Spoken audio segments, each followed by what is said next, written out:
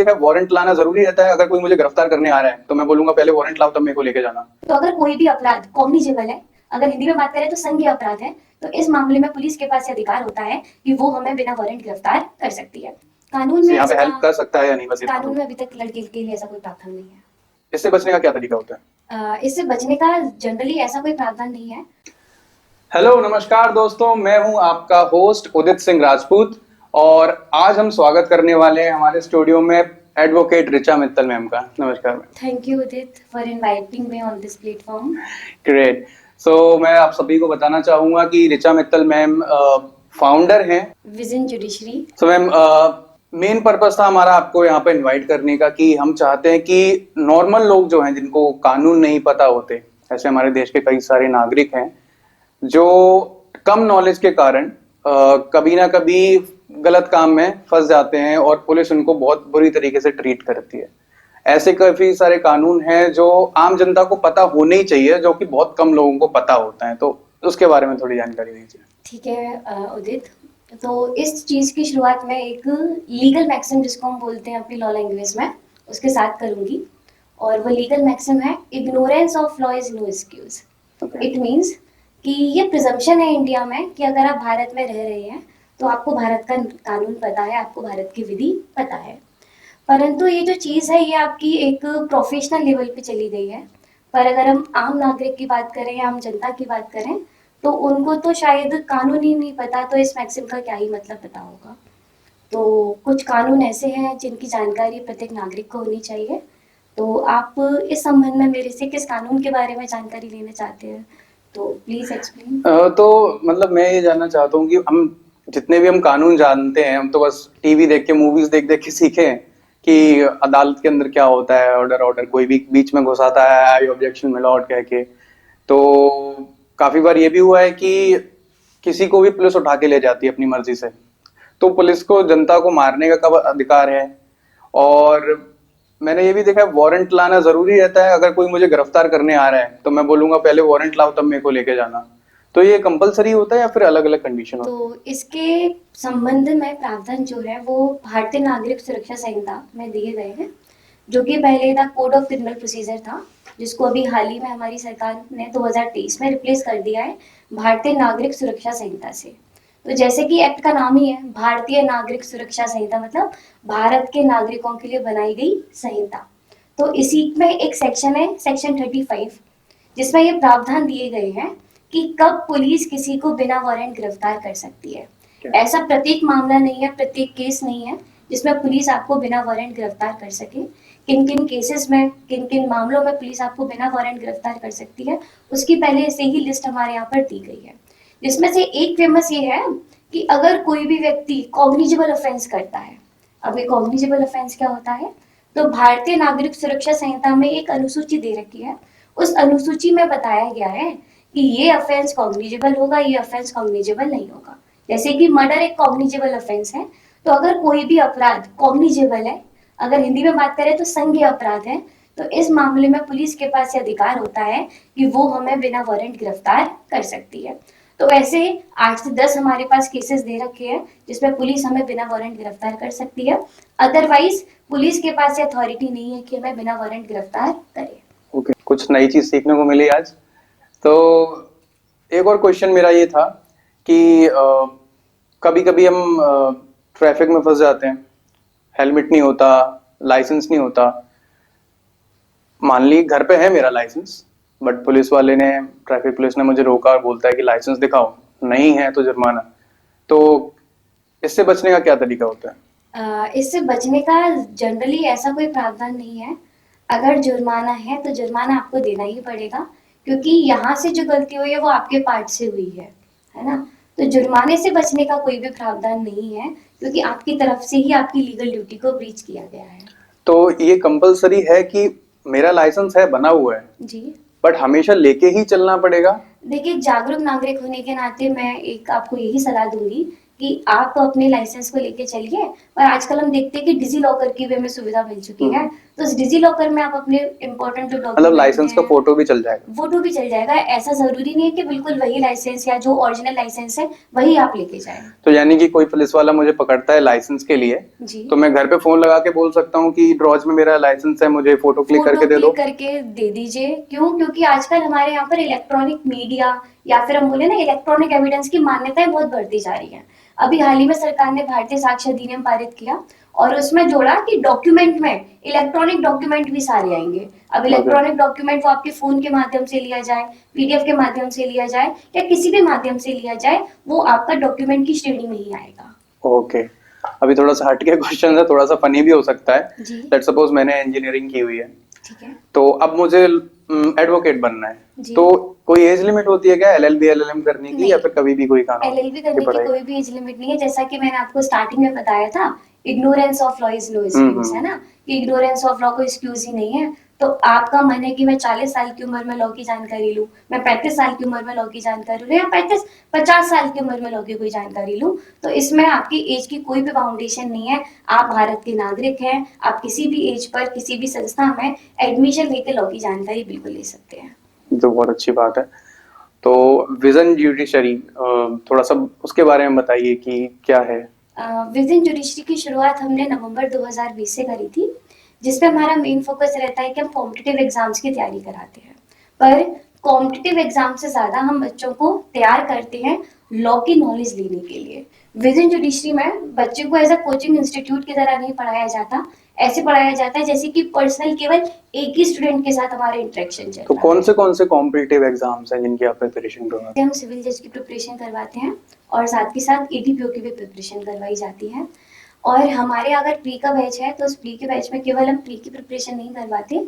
हमारा ये अप्रोच रहता है कि जैसे सिविल जज का पेपर 3 कैटेगरीज में होता है। फर्स्ट स्टेज जो होती है वो प्री, सेकंड स्टेज जो होती है वो मेंस, और जो थर्ड स्टेज होती है वो इंटरव्यू। तो प्रिपरेशन इस तरीके से कराई जाती है कि बच्चा प्री के साथ साथ इंटरव्यू की भी प्रिपरेशन करे। अभी हम केवल सिविल जज और एडीपीओ की ही प्रिपरेशन करवा रहे हैं। आगे हम इसको एक्सटेंड करना चाहते हैं सीए सीएस में जो लॉ के सब्जेक्ट्स आते हैं उन पर और क्लैट पर। ओके। तो अगर कोई लॉ का स्टूडेंट नहीं है, बस उसको सीखना हो कि बस मुझे जानकारी चाहिए, सारा से ज्यादा मैं कानून पढ़ जाऊं, भले ही जी। डिग्री लेने के लिए ना सही, बट अपने पर्सनल नॉलेज के लिए, तो जी। वो भी है? हाँ बिल्कुल है। अभी तो मतलब ऐसा नहीं है कि हम पूरा प्रोफेशनल लेवल पर उस चीज को कर रहे हैं, पर जैसा कि आपने बताया कि अभी लोगों को जानकारी ही नहीं है, कोई बेसिक नॉलेज लेना चाहता है, तो मुझे लगता है कि हमारी कोचिंग के लिए अच्छा इनिशिएटिव रहेगा कि हम कोई एक ऐसा सेपरेट बैच स्टार्ट करें जिसमें हम केवल लॉ की जानकारी दे सके लोगों को। तो मैम, आजकल हम ये देख रहे हैं कि रेप की घटनाएं बहुत ज्यादा बढ़ रही हैं। बढ़ क्या रही हैं? रेप्स तो बहुत पहले से होते आ रहे हैं, आजकल उजागर ज्यादा हो रही हैं। तो ऐसे कौन से कानून हैं जो एक महिला अपने बचाव में इस्तेमाल कर सकती है? ऐसा बिल्कुल कानून है, और यह जो कानून है वो भारतीय न्याय संहिता में दिया गया है। भारतीय न्याय संहिता का एक चैप्टर है, चैप्टर 3, जो कि हर एक नागरिक को कुछ बचाव देता है। ठीक है, इसमें से हमारा एक सेक्शन है, सेक्शन नंबर 39, जिसमें ये बता रखा है कि एक व्यक्ति अपनी निजी प्रतिरक्षा में कब कब किसी की मृत्यु कारित कर सकता है। जिसमें से एक प्रावधान ये भी है कि अगर किसी को ये आशंका है कि मेरे ऊपर ऐसा हमला होने वाला है जिसका परिणाम क्या होगा, रेप होगा, तो ऐसे केस में वो महिला अपने बचाव के लिए क्या कर सकती है, उस व्यक्ति की, उस अग्रेसर की मृत्यु भी कारित कर सकती है।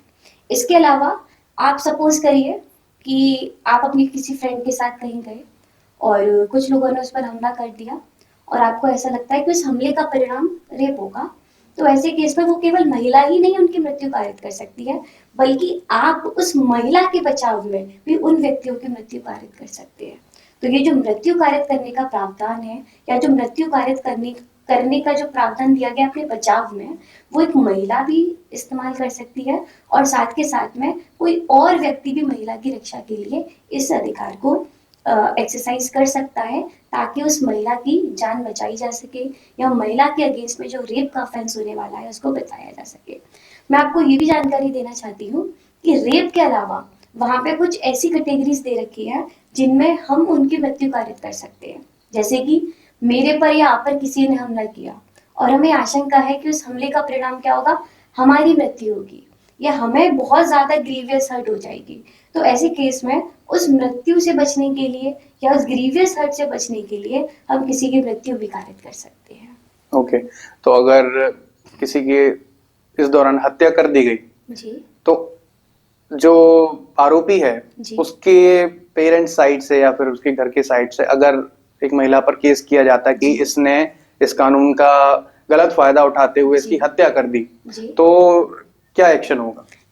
इसमें ये जो एक्शन है ये बताया गया है कि महिला को ही पहले प्रूव करना पड़ेगा कि मेरे द्वारा जो हत्या करी गई वो मेरे खुद के निजी बचाव के लिए करी गई थी। अगर महिला ये प्रूव कर देती है कि ये जो हत्या करी गई है मेरे निजी बचाव के लिए करी गई, तो महिला को बिल्कुल बाइज्जत बरी कर दिया जाएगा। और महिला ये प्रूफ नहीं कर पाई तो फिर सर्कमस्टेंसेस थोड़ी स्ट्रेन हो जाएंगी और डिफिकल्टी बढ़ जाएगी, मतलब क्या क्या क्योंकि तरीके की, मतलब एक, क्योंकि मैंने ये देखा हुआ है कि कानून का एक गलत फायदा भी महिलाएं उठाती हैं। जी कोई एक लड़की है जो किसी लड़के को ब्लैकमेल करती है कि मैं तुम पे रेप का चार्ज लगा दूंगी अगर जी तुमने मेरी ये बात नहीं मानी, जी तो तो एक लड़का कैसे अपना बचाव कर तो सकता ऐसे है? केस में जो लड़का है वो क्रिमिनल इंटिमिडेशन का केस फाइल कर सकता है कि मुझे इस तरीके से धमकी दी गई और इस धमकी से विवश होकर मैंने ये कृत्य किया या मैंने ये काम किया या मैंने ये काम नहीं किया। तो बिल्कुल लड़के के लिए प्रावधान है कि लड़का महिला के अगेंस्ट में क्रिमिनल इंटिमिडेशन का सूट फाइल कर सकता है, केस इंस्टीट्यूट कर सकता है। तो मैम आपके अनुसार कानून लड़का और लड़की दोनों के लिए बराबर अधिकार दे रहा है या फिर आपको लगता है कि किसी एक पर्टिकुलर जेंडर को एक एक्स्ट्रा बेनिफिट है? तो इसके संबंधित में मैं एक कॉन्स्टिट्यूशन के आर्टिकल का यूज करना चाहूंगी, जो कि है आर्टिकल 15+3, जिसमें हमारी सरकार के पास यह अधिकार है कि वो महिलाओं के व बच्चों को अतिरिक्त संरक्षण देने के लिए उनको अतिरिक्त कानून प्रदान कर सकती है। तो अगर हम यह कहना चाहें कि महिलाओं को ज्यादा अधिकार प्राप्त है या बच्चों को ज्यादा अधिकार प्राप्त है इन कंपैरिजन टू मैन, तो ये बिल्कुल ठीक है, क्योंकि इसका जो इनिशिएटिव था वो वुमेन्स और चिल्ड्रन को प्रोटेक्शन प्रोवाइड करना था। तो अगर प्रेजेंट टाइम की हम सिचुएशन की बात करें कंट्री में, तो महिलाओं को ज्यादा अधिकार दिए गए हैं in comparison to male. Okay, एक मैंने कोई एक रील देखा था जिसमें बताया जा रहा था कि अगर आप लिव इन रिलेशनशिप में हैं, आपकी शादी नहीं हुई है और लड़का अगर किसी कारण से लड़की को छोड़ देता है, जी वो कहीं और जाता है, तो एक लड़की लीगल एक्शन ले सकती है लड़के के अगेंस्ट, राइट? तो अगर यही अपोजिट होता, लेट सपोज लड़की छोड़ के जाती, चीट करके जाती लड़के को किसी दूसरे से शादी करने के लिए, चाहे वो फैमिली के प्रेशर में ही क्यों ना हो, तो लड़कियों को क्या अधिकार है? वो क्या कुछ अपनी जस्टिस प्राप्त कर सकता है हमारे इंडियन लॉ के थ्रू? अभी तक तो ऐसा कोई भी प्रावधान नहीं रखा गया है, पर अगर वो चाहे तो फ्रॉड का केस दर्ज कर सकता है। तो मतलब जितना उसने पैसा खर्च किया है उसके ऊपर वो उसको रिडीम करने तो के लिए जो सब। पैसा खर्च किया वो मुझे ऐसा लगता है कि लव एंड अफेक्शन में किया था, ना कि कोई एक लीगल रिलेशन स्टेब्लिश करने के लिए किया था। तो लव एंड अफेक्शन में अगर कुछ खर्चा किया भी है तो मुझे ऐसा लगता है कि उसकी प्राप्ति के लिए लड़के को कुछ एक्शन नहीं लेना चाहिए। मतलब कानून कानून में यहाँ पे हेल्प कर सकता है या नहीं, बस इतना कानून तो। में अभी तक लड़के के लिए ऐसा कोई प्रावधान नहीं है। देखिए सर, हम लड़के हैं, हमारे साथ ऐसे ही होता है। एक आखिरी सवाल आपसे पूछना चाहूंगा कि अगर पुलिस मुझे गिरफ्तार कर लेती है किसी भी कारण से, जी तो मैं अपने बचाव के लिए मेरे पास क्या क्या अधिकार हैं? क्या पुलिस मुझे थाने में ले आके कभी पीट सकती है या फिर उसके लिए भी कोई कानून है कि इस कंडीशन में ही पीटेगी? जी, तो इसके लिए बिल्कुल प्रावधान दिया गया है।